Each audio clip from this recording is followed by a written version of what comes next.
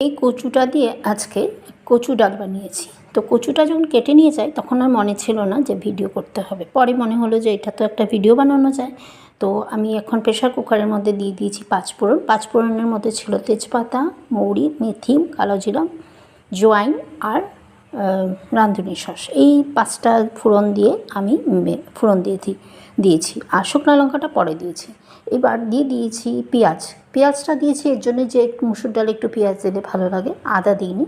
তো তারপরে দিয়ে দিয়েছি ডালটা 2 ঘন্টার জন্য ভিজিয়েছিলাম। তো ভিজিয়ে ভালো করে ধুয়ে তারপরে দিয়েছি কচুটা দেওয়ার পরে হলুদ লবণ দেওয়ার পরে নাড়াচাড়া করে অল্প জল ঢেলে দিয়েছি। জল ঢালার পরে অল্প একটু জল দিয়েছি, কারণ এটাতে কচু ডাল যেটা বানাবো এটা পাতলাও বানানো যায়, ঘনও বানানো যায়। তো আজকে আমরা ইচ্ছা হলো যে একটু ঘন খাই, তাই ঘন করে বানিয়েছি।